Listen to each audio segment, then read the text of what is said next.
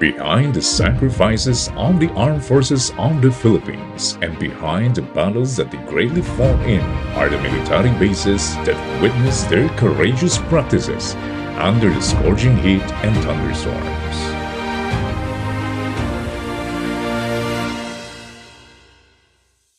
On 01 June 2015, pursuant to Headquarters General Orders No. 519, dated 11 May 2015, the Naval Base Cavite was transformed as the Headquarters Naval Installation Command with a mission to provide base and combat service support services to Philippine Navy and the Armed Forces of the Philippines tenant units in support to the Philippine Navy's mission.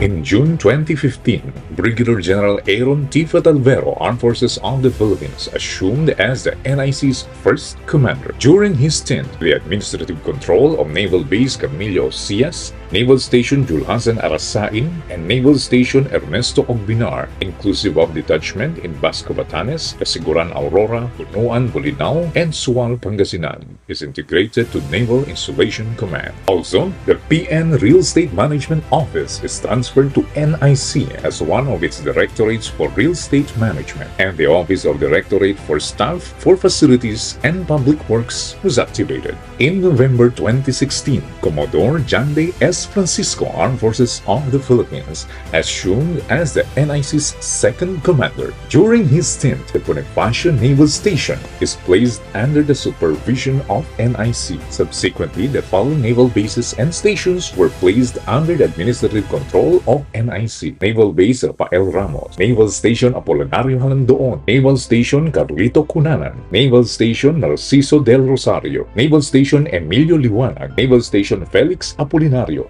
In August 2017, Commodore Noel M. De Vera, Armed Forces of the Philippines, assumed as the third commander of NIC. In 2018, during his stint, the Naval Special Service Office as POIG-PN Special Staff was terminated and transferred to NIC, now known as the Directorate for Community and Special Services. In October 2018, Captain Renato P. David, the Philippine Navy GSC, assumed as the fourth commander of NIC.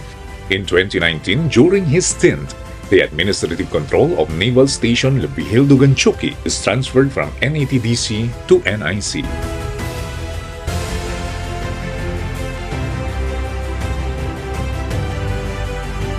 In March 2019, Commodore Adeluis S. Bordado, Armed Forces of the Philippines, assumed as the NIC's fifth commander. During his stint, the K-9 unit is transferred to Bonifacio Naval Station, Naval Station Jose Francisco. Subsequently, these naval stations were placed under the administrative control of NIC: Naval Station Romulo Espaldon, Naval Station Juan Magluyan, and Naval Station Rio Hondo.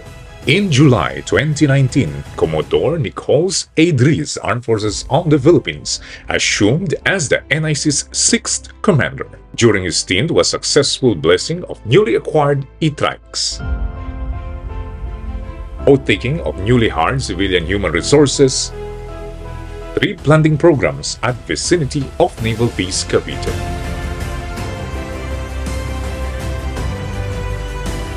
In May 2020, Commodore Toribio D. Adazi Jr., Philippine Navy, assumed as the NIC's seventh commander. During his stint were successful blessing of visitors holding area and relaunching of PN Museum.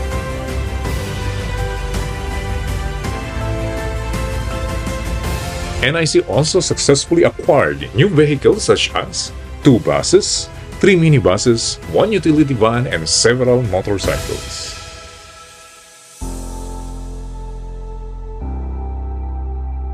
In November 2020, Brigadier General Noel D. Belaran, Philippine Navy Marines, assumed as the NIC's 8th commander.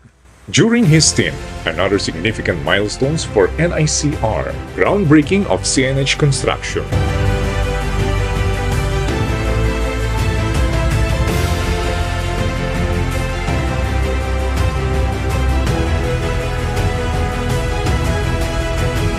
symbolic vaccination of COVID-19 vaccine,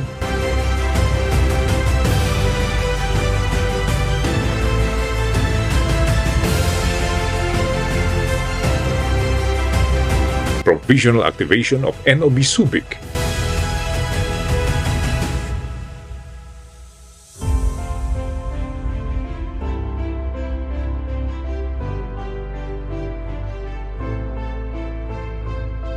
Inauguration of NOB Kasiguran.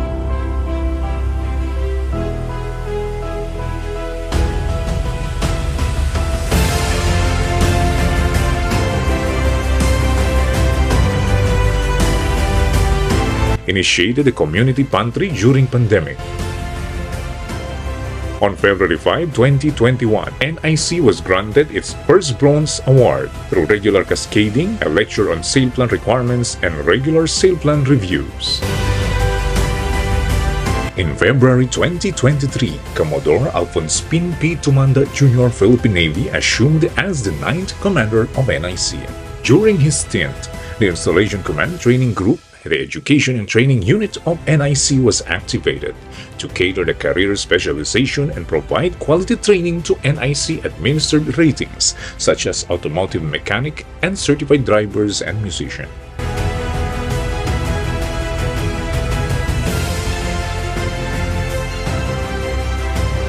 Blessing of NIC newly renovated facilities.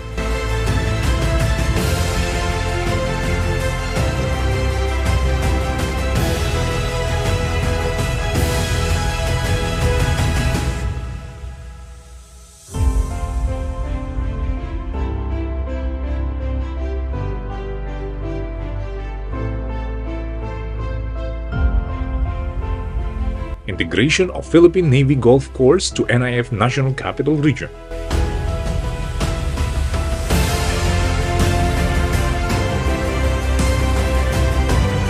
Exerting all efforts and all means, NIC received the Gold Award in Best Sale Plan Implementing Unit.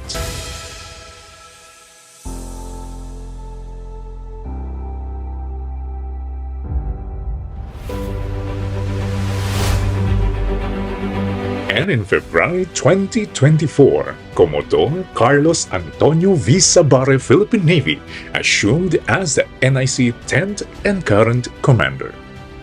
The assertive approach of NIC leads to the unit on its primary goal. On the 23rd day of February 2024, the much-awaited day has come. With the average grade of 4.52 points, the Team NIC received its Sale Plan Diamond Award.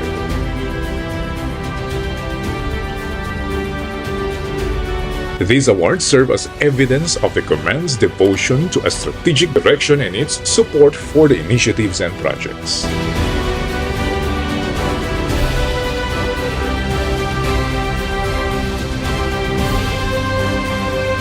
Throughout the years, their excellency, honor, and bravery has proven to be of great assistance in ensuring the peace and order within the country.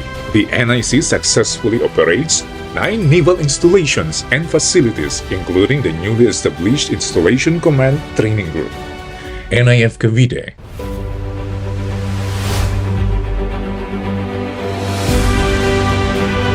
NIF NCR,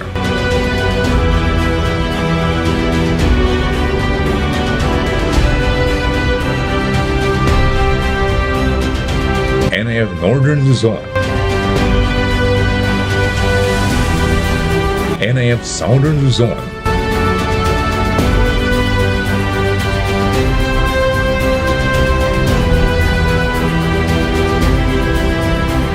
NIF Western Mindanao,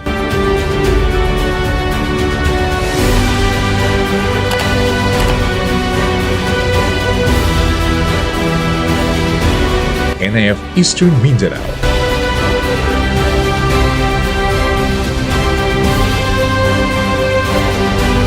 NIF Central,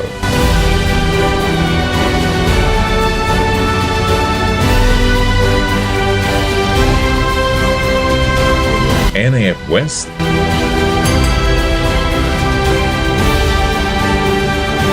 and NIF Zambales.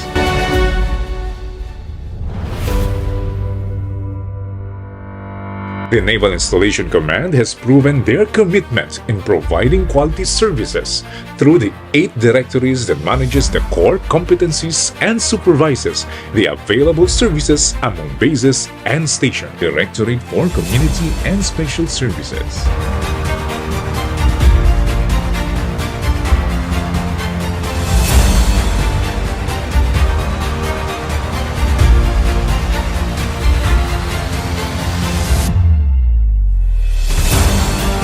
Directorate for Emergency Response Services.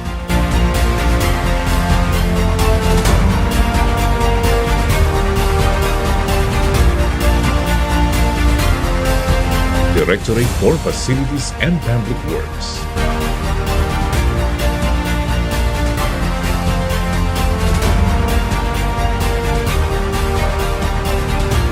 Directorate for Health Services.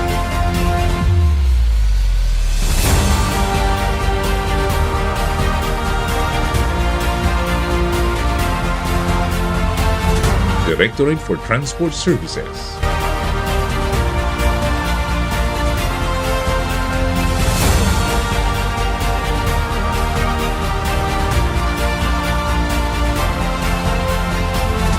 Directorate for Port and Aerodrome Services.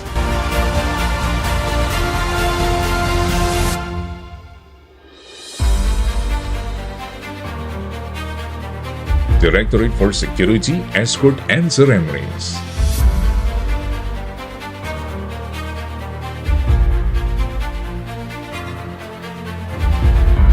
Directorate for Real Estate Management.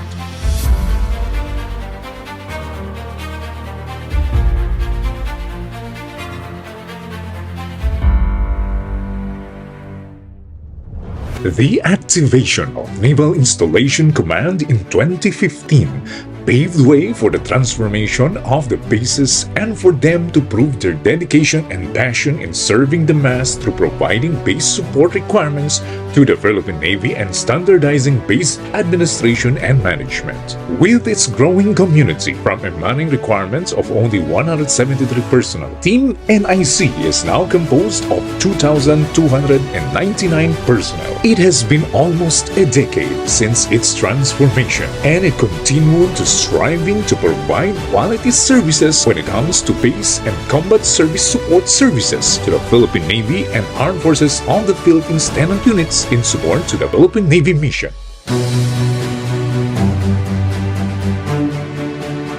Mabuhay ang Naval Installation Command at mabuhay ang hukbong dagat ng Pilipinas!